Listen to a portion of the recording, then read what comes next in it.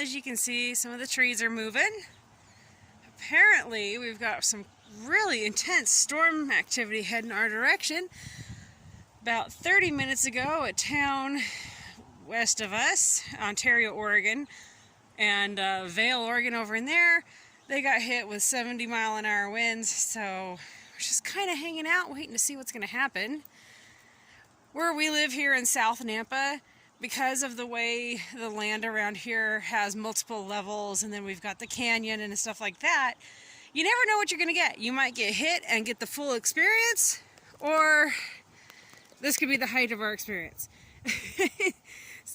Often more than not, where we live here, stuff kind of misses us. But every now and then, we get a surprise and we get some pretty good storm action. So,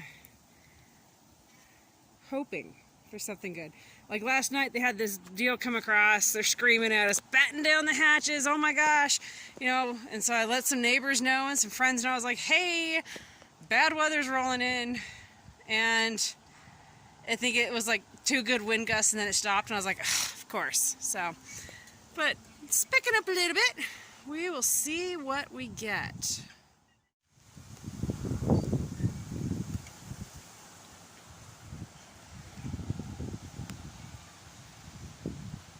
Well, we might just see some of the action. I actually can see back there part of the storm that's heading our way, part of that front.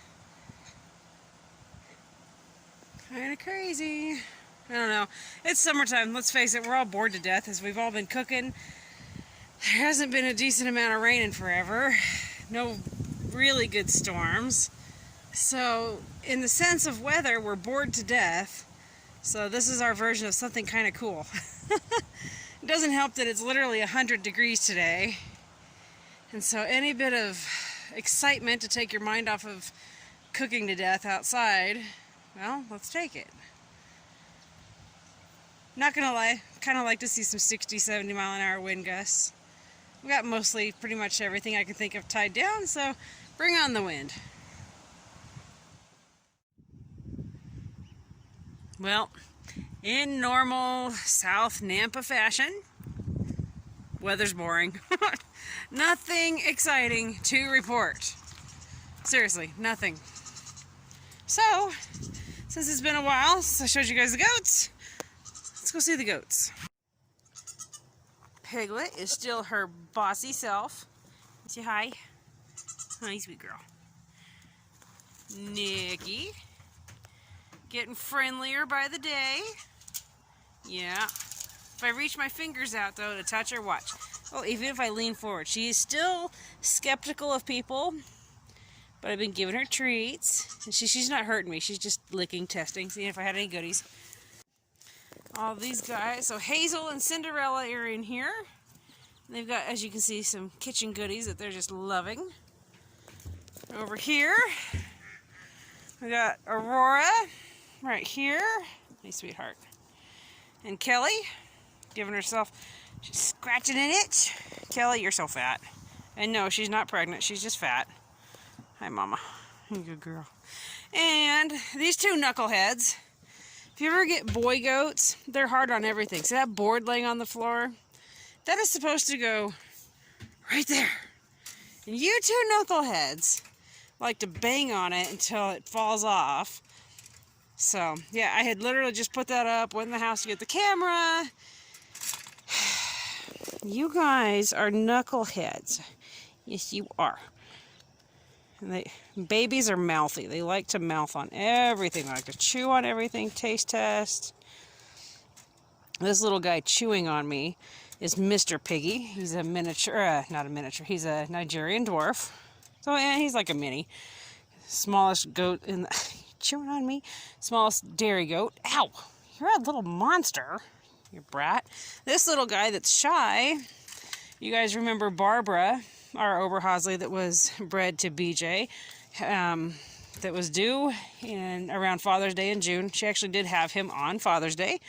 We had come home and we were getting ready to leave to go to my dad's for Father's Day, and had to take about an hour to help deliver him. And sadly, we lost Barbara in July. We had a really hard heat wave come through, and even though we come out to the goats and we clean their waters on hot days, we come out and you're just being rough. Anyway, we come out and they get their waters refreshed 3 to 4 times a day because I'm home, so that's what we do. And to keep them cool, if they seem like they're overheating, we'll spray down the ground where they're at. We'll spray them down, give them a bath. But she hadn't shown any signs of having any issues with the heat until about 3 o'clock, I think. It was about 3 o'clock in the evening. The heat had really started to climb, and it was very quick, and I couldn't save her. So Bear is in with Mr. Piggy, and because he lost his mama, he's a little bit uncertain about everything. Thank goodness he's old enough that he's eating hay and grass, and as you can see, nibbling on all sorts of fruit scraps that they love to taste test. So he's getting braver. He used to hide in the very far corner, so he's getting braver about getting closer. And we come out here and give him loves and pets, and so he's getting better. He's no longer for sale, so we're gonna hang on to him. We chatted about the little guys. This is the full brother to Bear. This is Happy.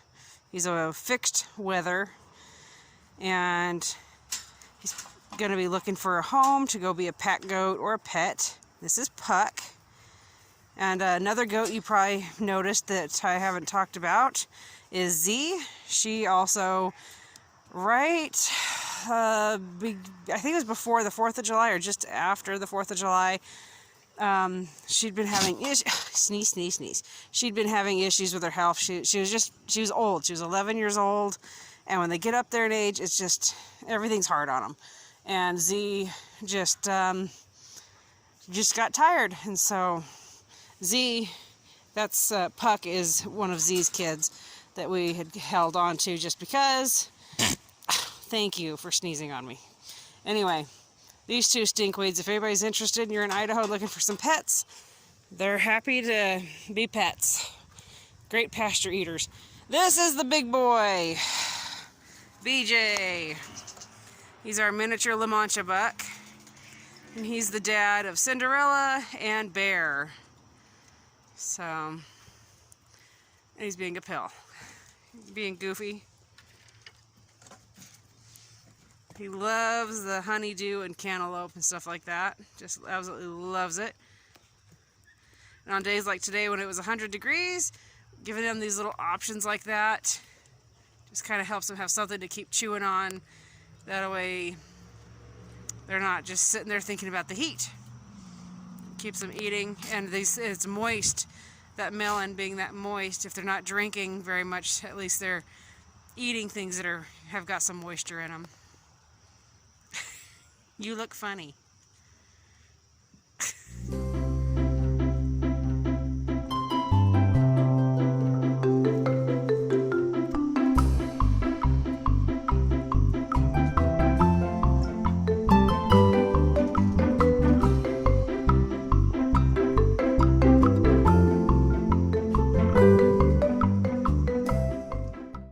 I was out here talking to you guys about the goats and telling you how boring the weather is. I don't know, does that look like the edge of a storm or the front of a storm? Or taking bets? Is it just more boredom? Okay, I shouldn't complain. I really shouldn't. I'm enjoying the cloud cover. I really, really am. And it cooled off. Instead of being 100 degrees and miserable out here, it's 91. There's a breeze and it feels amazing. I'm gonna go in the house and cook some dinner really quickly. And I literally mean quickly because it feels so good out here.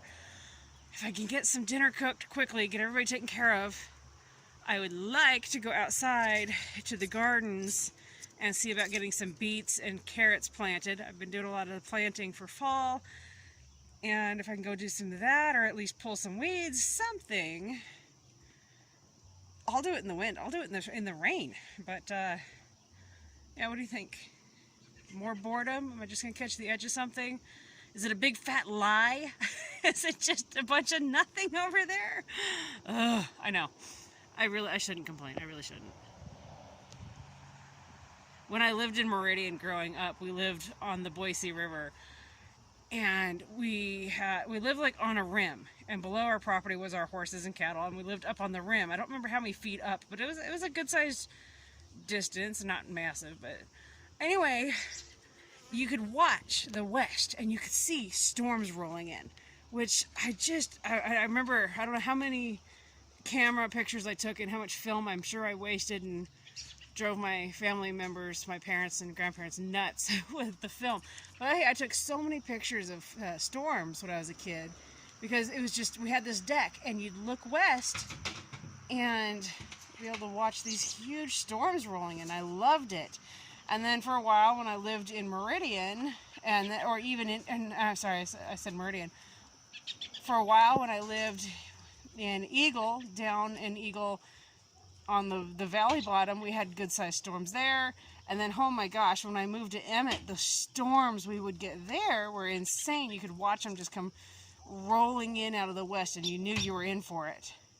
But so weird, after moving here to South Nampa, there's times you get so excited, because I grew up watching the weather, I grew up watching the storms, and that's what you did, because you needed to know, how much time do I have to get to cover and get chores done and get horses put away or cows put away, you know, how much time do I have?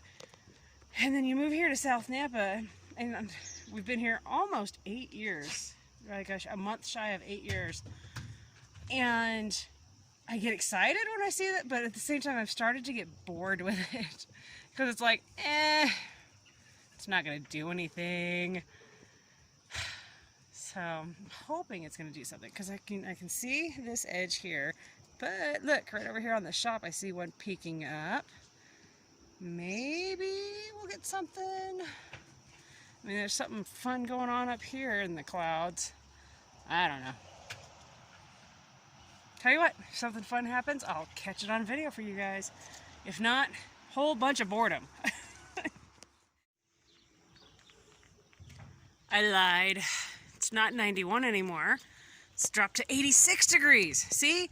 I'm gonna go in the house, get dinner cooking done, and try to hit the garden. Wish me luck. Well, it turns out getting out to the garden just wasn't gonna happen.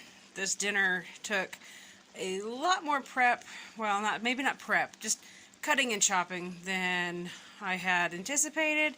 And then John, the youngest, he needed some homework help, so Mom to the rescue. And that's all right. That's where I needed to be. So this is a broccoli beef dinner with some onion in there, and it's going to be delicious. It's one of my favorites to make.